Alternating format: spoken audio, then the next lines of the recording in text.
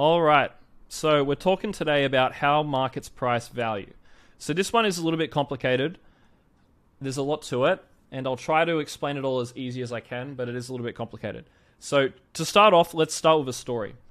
So in December 2017, I got into crypto, and I bought a coin called Verge. And if I can zoom in, it's a bit slow, sorry. It takes forever to zoom. Let's try this. Aha, it's better. So December 2017 is about here, right? Basically, this project Verge was being talked about everywhere on Twitter. Everyone was really bullish on it. And they had this Rafe protocol coming out like end of December. And I had bought at the end of December, expecting that once this Rafe protocol comes out, it's going to change the game. It's going to make the price go up. But what I didn't realize was that Rafe protocol was a buy the rumor, sell the news sort of play. And so I had bought it here thinking that it's going to change the world once this update came out, and I was wrong. The price ended up going down like 98%. And I learned a very valuable lesson from my first ever crypto investment. And the lesson was that markets are forward-looking, and you can't just think that what the price is showing you is what its actual value is. And you have to be smarter than simply thinking, oh, the news is good, so it must make the price go up. Because people are what you would call forward-looking. They make decisions based off of what they think's going to happen. They try to predict what the future has in store in order for them to try to make money from it by anticipating it, right? You make money in markets by doing today what people are going to recognize tomorrow. And I didn't realize that when I was buying Verge after it had gone up 1000x, literally from 1 Satoshi all the way to like 1800s, like a 2000x, right? But I had actually learnt this lesson, and I managed to recover from the mistake that I had made slightly by selling here. There was another instance where there was a buy the rumor, sell the news event. I pretty much sold Verge here, and I never looked back. So I had sort of learnt my lesson a little bit, recovering some of my losses. Okay, so in this one, I want to talk about how markets price value. And this relates back to market psychology, because your brain is going to tell you that certain things should be worth certain prices at certain times, and that's not a direct reflection of how markets actually work. And that is very much linked to the psychology of how you make decisions and how you interpret things, and you need to rewire that by understanding how markets actually price value. So here is a exemplar, number one. This is to show you that the black is the underlying fundamentals, and the red is the price.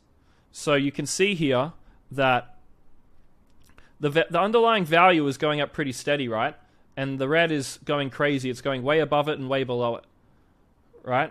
And this is just to show you that the markets do not fairly price assets, because markets consider a lot more things into deciding the value of something besides what it's currently worth today, right? So let's go over that. Markets are not a fair reflection of value. Because of our numerous cognitive biases, our tendency to make emotional decisions, and the fact that markets aren't efficient, markets are rarely ever a fair reflection of value. So for example, right, cognitive bias. A cognitive bias would be like recency bias. We believe that just because something has been happening recently, that it has to continue to happen. And there's a Kun tweet here which explains this really well. I think it's over here, right? This tweet's really good. This is a really good thread by him. I know I mention him a lot, but I think there's a lot of tweets here that he does really good sort of summaries of. So the reason reality is different to financial markets is markets project out linear valuations based on recent trend. So they look at what's happened recently, recency bias, and they think that because this has happened recently, it must have to continue to happen in a linear fashion. So for example, let's go over to which photo? This photo, right? Humans have a tendency to project out linear valuations based off of recent trends. This is what Kun said. You can see here that, for example, someone will look at the bonk chart and they'll go, okay, so price consolidated here and then it pumped. So what's price is going to do it again and then again and again and again. They think that because of recency bias, they believe that Because price was going up a lot recently, it must continue to do that. But what they don't see is all the other times that this bias was applied and it had lost that person money. So you can see here, this is SHIB in the last bull run. It went pump, sideways, pump, and everyone here was probably thinking, oh, sideways and then up again. Nope, it just went straight down without barely any pumps, right? So that's one example of a cognitive bias that humans do. They, again, let's summarize it. They look at what happened recently and they project out that same recent behavior continuing to happen. It's a flaw. Now, the second thing was making emotional decisions. So during a bull run, right, the end of the bull run is the most volatile, and it's a period where the price goes up the most. You can see here the most gains are made at the end of the bull run, right? This is where price goes up the most.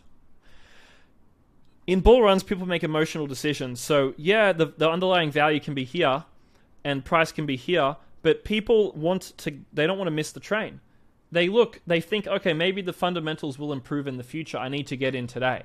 And then they end up buying the top, right? Making an emotional decision, even though the market is clearly overvalued and you simply just need to wait for it to become undervalued.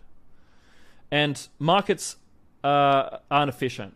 So again, forward-looking participants, we look to the future in order to determine what to do today. So let's give another example here. So here's a price chart, right? Smart investors buy here because they know that there's a big announcement coming in 2 months. They ride it up, and then the big announcement comes out, they sell it a week before. 3 to 7 days before the announcement comes out, they sell. And so then the announcement comes out, that's the top, then price goes down. That's what smart investors do. Because price dropped after the news because it was already priced in by the market. Priced in basically just means that the price had already gone up in anticipation of that news coming out. This is like what happened with Verge, right? The smart people bought before me and they sold into me. I literally bought Verge, XVG, from the people who were smarter than me. Okay? But it is this inefficiency from the recency bias, the emotions, the forward-looking nature of crypto that makes crypto so profitable and markets in general. One of the main reasons prices aren't a reflection of actual value is the market's tendency to look into the future, like we just talked about, forward-lookingness. And yeah, forward-looking. Markets tend to top when the news is the best. How is that possible? Markets tend to top the day before the news comes out. Why is that? Because humans are smart. We try and anticipate what will happen in the future to drive today's decisions.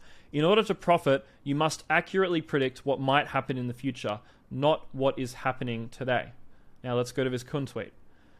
The best time to sell has been when everyone is doing well in real life, not because reality is bad, but because the market has applied an exponential multiple for it to go on.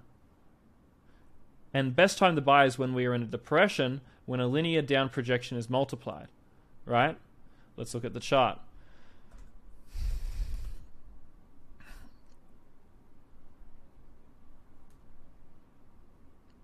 People have recency bias. This is what Kun is referring to. They think that because all they've seen is down like this, they think it just has to continue to go down forever. But they don't understand that markets do not give a fuck about what recency bias you're applying. The market will do whatever the fundamentals are showing, whatever the market participants are going to do. Right? It doesn't care about your bias about what it has to do. Because this is another sort of graphic to help you understand picking the right time to buy and sell. So markets are zero sum, right? So imagine a closed room. Imagine a closed room with two sides. People who have bought something and people who are holding cash, right? So these people hold coins and these people hold cash, right? Or let's do it the other way around. These people want to buy and these people want to sell, right? So these people have cash, these people have coins. Let's do it that way, right? You make money. Let's actually draw it so you can remember. People who have cash and want to buy. People who hold coins and want to sell. So, as you can see in this graphic, there's not many people who want to sell, and there's a lot of people who want to buy. Or at least there's a lot of people who have cash and will want to buy. So what period of the market do you think this happens in? I want you guys to think for yourselves here. When on a chart, if I was to